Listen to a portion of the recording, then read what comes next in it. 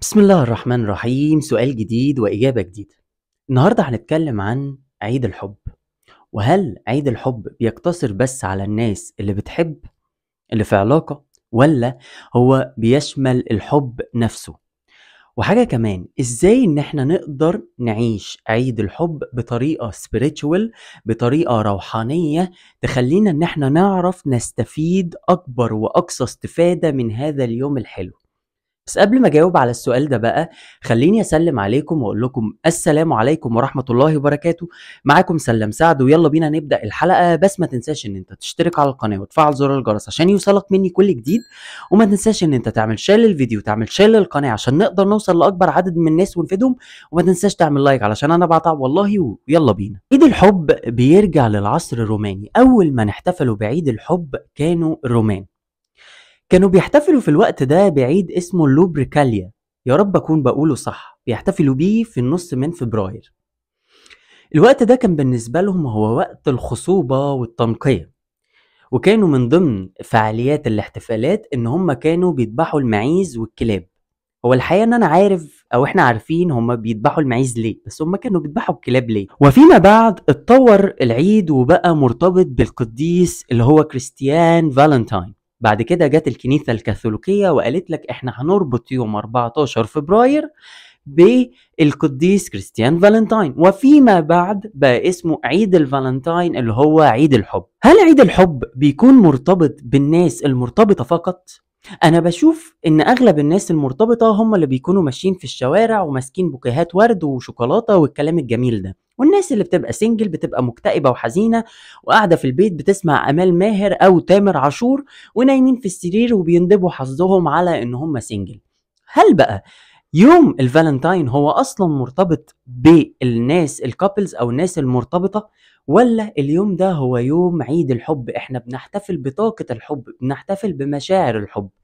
الفكرة ان بقى مؤخرا الموضوع مقتصر بس على المرتبطين واللي في علاقة، لكن هو عيد الحب هو مرتبط بان انا بشكر ربنا او ان انا بشكر نفسي على الحب. انا بشكر الكون على الطاقة بتاعة الحب اللي هي موجودة فيه. طالما عيد الحب مش مرتبط بالناس اللي هم في علاقة بس، ازاي ان انا احتفل بعيد الحب لو انا سنجل؟ ازاي احتفل بعيد الحب لو انا ما عنديش ناس اصلا في حياتي؟ ازاي ان انا اعيش اليوم ده بطاقة مليانة حب وسعادة واحس المشاعر زي الناس اللي مرتبطة بالظبط، اكون مش حاسس ان انا مختلف عنهم في شيء؟ انت بتحب ربنا صح؟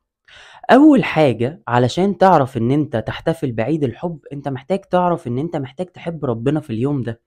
اليوم ده انت محتاج تشكر ربنا على كل الحاجات اللي هو باين لك فيها ان هو بيحبك، كل المواقف اللي هو عملها في حقك حسستك ان هو بيحبك.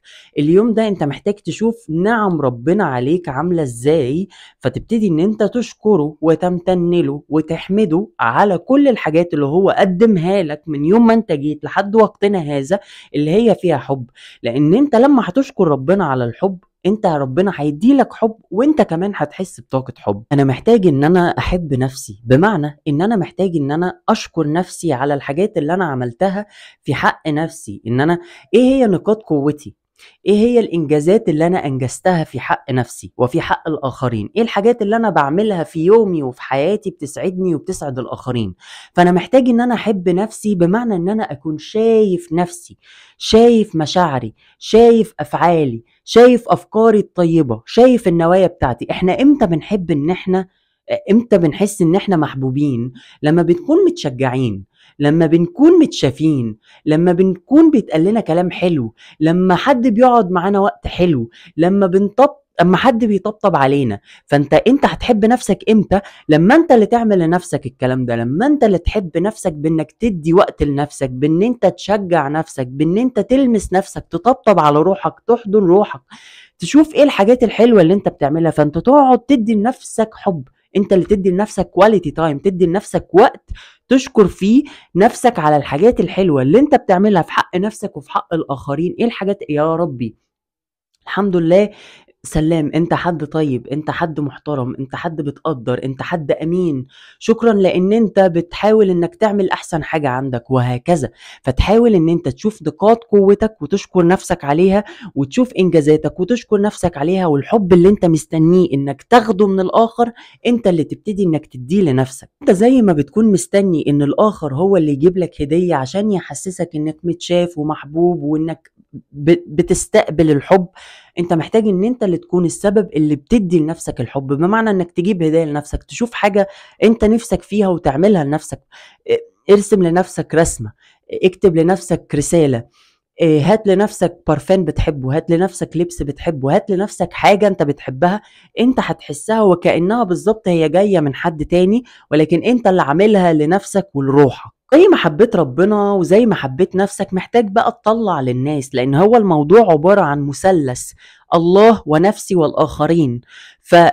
لو في أي ضلع من الأضلاع دي ما اتوفّاش حقّه، أنت بتحس جواك بشكل واعي أو بشكل لا واعي إن في حاجة ناقصاك. فكمان أنت محتاج إن أنت تطلّع للآخرين، بمعنى إيه؟ بمعنى إن المقرّبين ليك ادّي لهم حاجة حلوة، ادّي لهم ورقة مكتوب عليها كلمة حلوة، ادّي لهم ورداية، ادّي لهم شيء. للناس اللي هي الأبعد أو الناس اللي أنت ما تعرفهاش، انزل طلّع صدقات، اعمل إطعام للآخرين، ادّي لهم حُب، ادّي لهم حاجات بسيطة، ممكن شوكولاتاية، ممكن تجيب بطاطاية وتقطّعها 4 وتوزّعها على 4 بني آدمين، الناس مش هتبقى مستنية منّك المستحيل، لإن مجرّد فعلك الصغير هو هيلمسهم لو هو فعلًا طالع بحُب.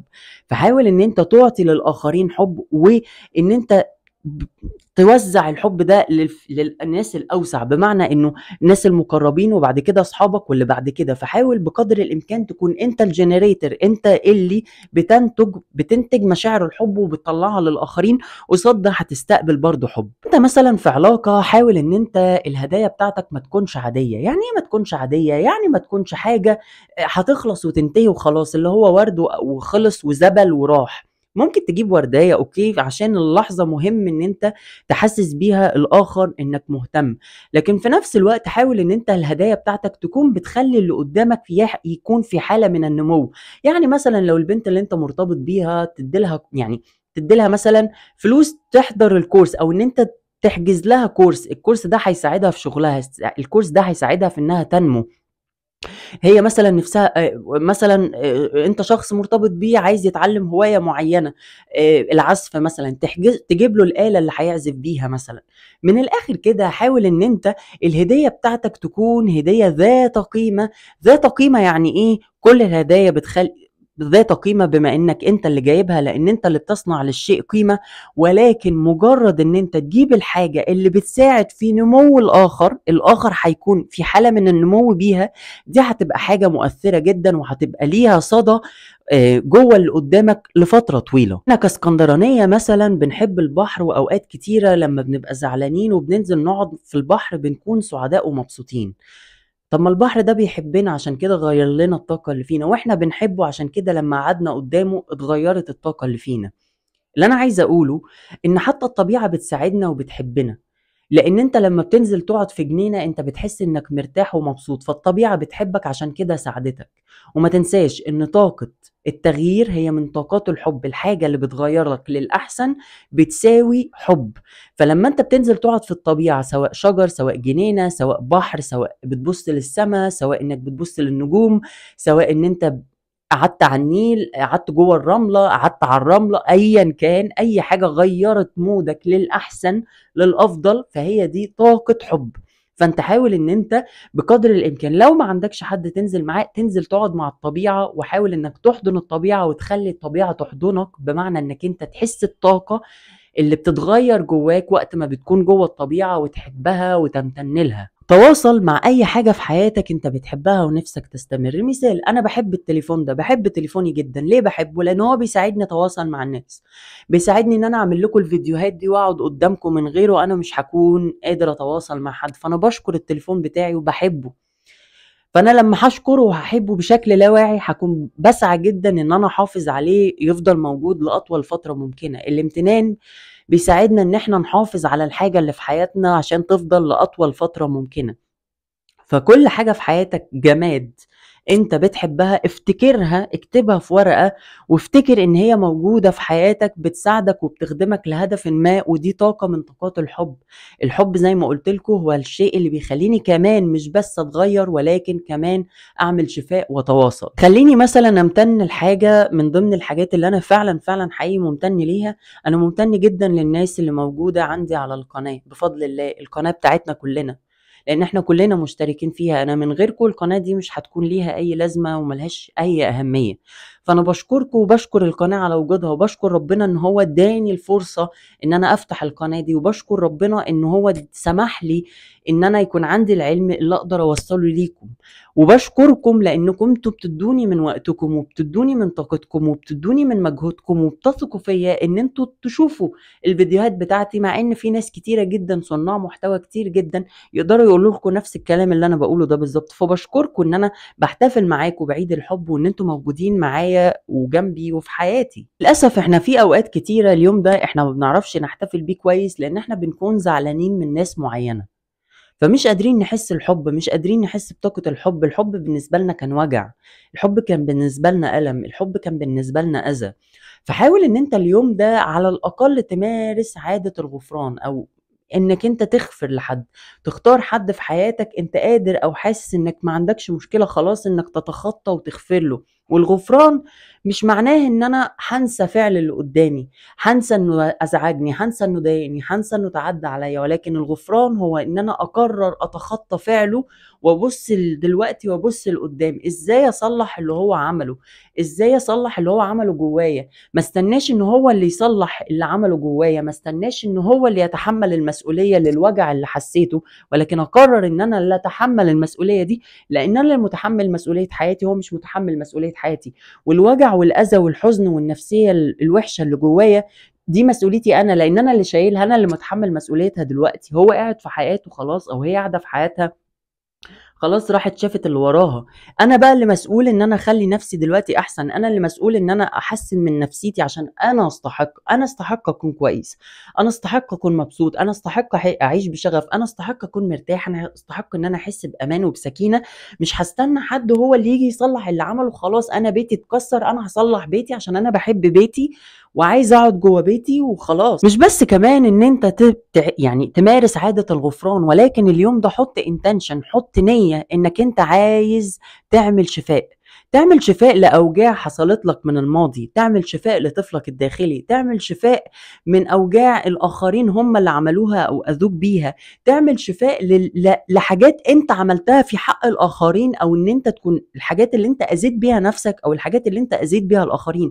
تعمل شفاء يعني إيه؟ يعني إن أنت تبتدي إن أنت تواجه نفسك، وتبطل هروب من الحدث، وتبطل إنكار للحدث، وتقرر إنك تواجه عشان تتحمل المسؤولية، عشان تمشي سكة الشفاء، عشان بعد كده تمشي سكة الغفران، عشان بعد كده تقدر ان انت تبدأ صفحة جديدة. محتاج كمان تستخدم عادة التخيل. لو انت مثلا في علاقة مع حد وعايز العلاقة دي تتطور، تخيل ان انت بدأت تتطور العلاقة دي مع الشخص الاخر، ان انتوا اتخطبتوا او اتجوزتوا او سافرتوا او استقلتوا مع بعض او ايا كان. لو انت مثلا ما عندكش علاقة في حياتك وعايز علاقة تدخل في حياتك، ابدأ تخيل الصورة بتاعت شريك حياتك اللي هو اللي انت عايز يكون، يعني اللي انت عايزه يكون عليها. ابتدي ان انت تخيل صورة البنت اللي انت بتفكر ترتبط بيها، وشخصيتها وشكلها وتصرفاتها وهكذا. فحاول ان انت تبتدي تستخدم الفيجواليزيشن، التخيل او التصور ده هيساعدك في ان انت تجذب العلاقة دي في حياتك. العقل ما بيعرفش يفرق ما بين الصورة الحقيقية والصورة اللي انت متخيلها، هي صورة وخلاص، فهما الاتنين بالنسبة له واحد.